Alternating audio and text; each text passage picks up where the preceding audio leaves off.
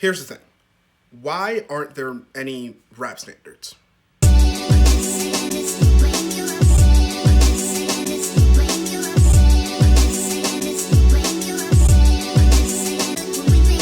Hey, that's Tayo. This is Color Mind, a place where I talk about things that I've thought about so maybe you can think about them too. And I was watching YouTube, curled up on my bed, hugging a bag of Flaming Hot Cheetos, the jalapeno kind, 2 a.m. as you do on a work day. And I saw this interesting video from the YouTuber Adam Neely. Maybe you've heard of him. You ever notice that there are no rap cover songs?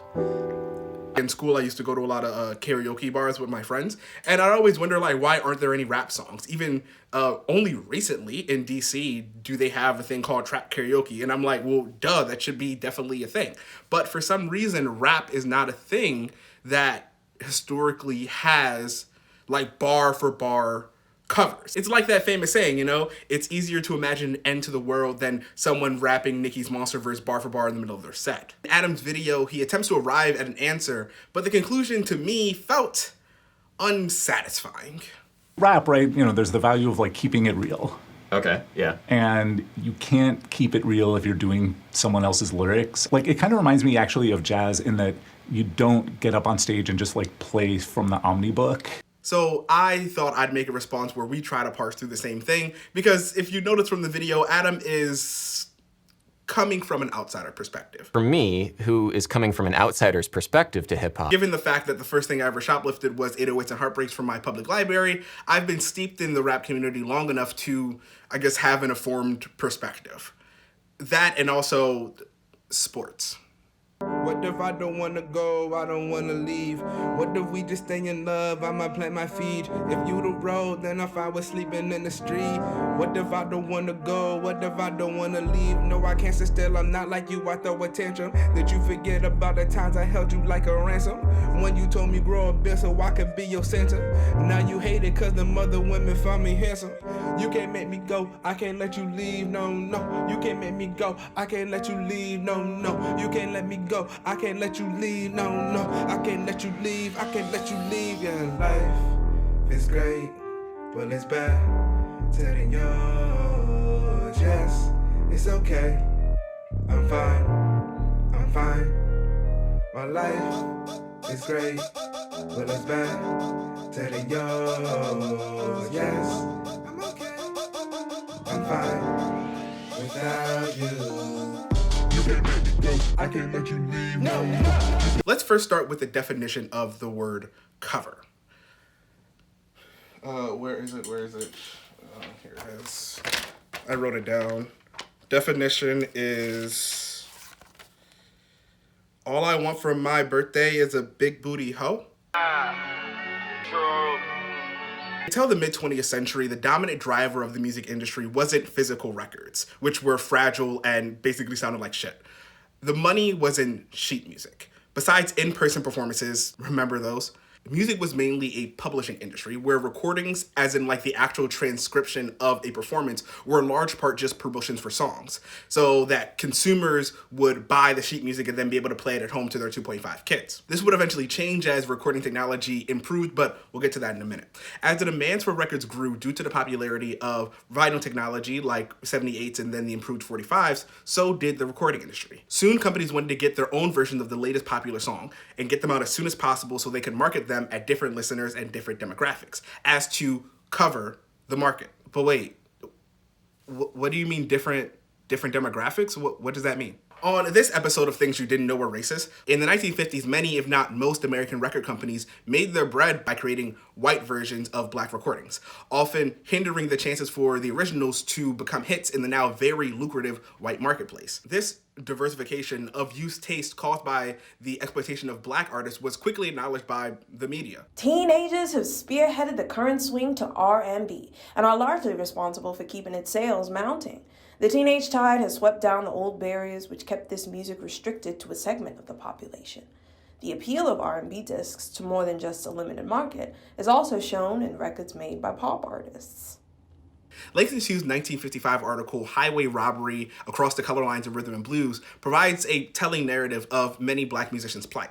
He interviews a man, and the man ends his reflection in defeat, observing that he, the white man, makes the money, we make the basic music. What to do about it? Who knows? Essentially, these covers were, in a modern sense, simply stealing the sonic quality of a specific recording and just passing it off of their own, rather than interpreting a sheet music composition as they had done before. Which, I mean, the more things change. We're gonna get to rap soon, but before we start talking about hip hop and its lack of a canon, I thought it'd be helpful to hit up my friend and elite bassist Kweku to help me understand another selection of black music that is known almost entirely for its canon. ¿Te gusta el jazz? No, eso no.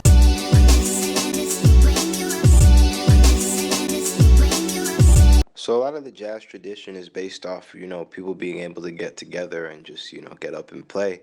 And so a jazz standard is a song that, you could expect to be called at like a session or when people are kind of just getting up to play. So the way that a lot of them come to be is that there'll be a song from a recording and people are like, oh, I like that song. And then a lot of people kind of record their own versions of it. And then, if kind of enough people have recorded the song, then it's kind of just assumed to be part of like the jazz canon, kind of the standard repertoire. And so there are standards, old standards, there are some new standards, but yeah, basically it's just, fair game for a tune that a jazz musician's expected to know. I would say standards are essential to the culture because they're kind of what facilitates jazz being a music that can kind of, live and exist wherever, but also is where we get a lot of our kind of standard, most basic jazz vocabulary from. And by vocabulary, I mean like musically what people are saying while they're improvising. So if you go all the way back to like bop, which is, one of the first types of jazz in a more modern sense, where you have like a quartet with the saxophone and that sort of thing. A lot of bop vocabulary, the lines that they were playing in early bop standards, is a crucial part of, approach to improvisation now.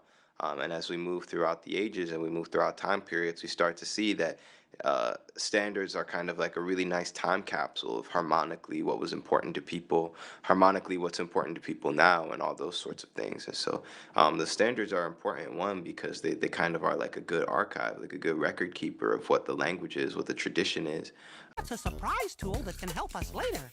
But they also are the same thing that allows, jazz to continue and be the thing that it is, Like one standard can be recorded like 1,000,000 times and sound very different every single time, and it gives people the opportunity to provide their own voice and really have like an already understood vehicle and framework to express themselves how they want to.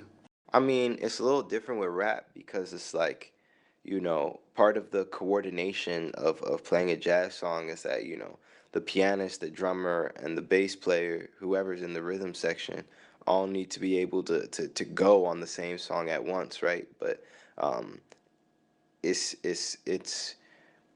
maybe not the same way where it's like, someone gets on stage with a rapper and like he has a band where he needs to coordinate everyone, right? Like it's really not the same type of communal activity. So because rapping and freestyling and cypher, niggas don't even freestyle no more for real, but because like rap is what it is right now, because of the state of rapping is not as based in that kind of, get up and cypher, get up and improvise sort of thing.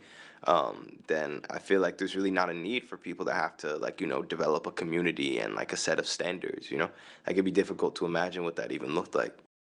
The Great American Songbook is the umbrella term for the set of the most performed, re-recorded, and reinterpreted songs written between the early 20s to early 50s, mainly from the infamous hit-making district known as Tin Pan Alley at the height of big band jazz, crooners, and show tunes. During this time, greats like Nat King Cole, Billie Holiday, Nina Simone had a chokehold on the ears of the emerging American consumer class. These compositions became so popular that towards the end of what YouTuber Polyphonic expertly coined as the great singers of old, that certain selections were semi-officially deemed the standard repertoire for discerning listeners, and thus became standards. The best example of the power of covers and their ability to elevate careers can be seen in no other than Frank Sinatra. Sinatra pored over the JAS, trying to find those perfect compositions to complement his velvet crooning tenor while transforming their timeless lyrics into his own. In doing this, Frank's ear and voice catapulted him from the edge of potentially nostalgia obscura into a spectacular second act of his career that makes record scratching the vinyl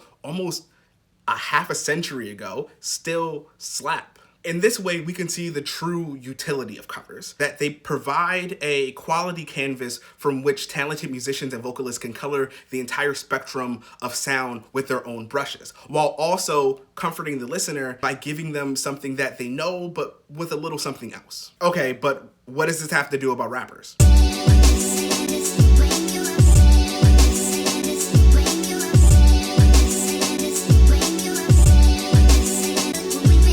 Rapper do, you know? When we think about it, if you know your rap history, obviously like MCs came from just being basically the hype man for the DJ who was actually spinning the record so people could dance. Eventually, MCs would start kicking their own rhymes to accompany the DJ's beat and la-di-da-di-da. But I think within this history, we can also observe the difference in dynamic between a rapper and a singer, right? Singers can cover with less risk because their main skill, their main entertainment value is their vocal quality rather than their writing. That's why belters like Aretha Franklin, Whitney Houston, and Bruno Mars remain so stuck in our cultural context. There's just something about a person who has an amazing, powerful voice that no matter what they're singing about, one, is gonna sound good, and two, it's almost like they're singing more than the word. However, a rapper's talent lies more in their ability to tell a story, to weave a narrative, rather than their tone and timbre. And from this angle, maybe we don't have covers per se, but it's only because something like Freestyles covers the same function. Let me explain. I think we don't do direct covers, direct bar for bar covers, not because of this fear of not being real or of biting someone's flow, but because the way and the purpose of rapping requires a different device in order to pay the same homage that a cover does. I feel like when rappers do freestyles, especially over famous instrumentals like a Lauryn Hill or a Biggie or a Tupac song, a freestyle for a lot of rappers is less about showing off their skills and more about adding themselves to this lineage. Not about copying the lyrics, but about communing with the past. As a Nigerian, I feel I can draw a direct line between this to the West African practice of the griot. The griot was an oral historian or a storyteller who was tasked with basically keeping the tribe's history alive. Some were even designated as specialized musicians, tasked with creating musical pieces that would evoke the emotion behind the stories that they were telling, always reciting from memory. Their main job was to keep the history of a society intact by being a living embodiment of that tribal past, carrying it with them and passing it along to the wider group, to remind us not only of the narrative of our past, but more importantly, the spirit of our ancestry. And I think this is very different from the Western view of history, in which, like, if it's not written down, it's not trustworthy, or it's impervious to changes between versions, which is clearly not true. But when we look at the nature of oral history, griots were not principally seen as just simple cultural lexicons. The way most people would have and do interact with them is in a form of both education and entertainment.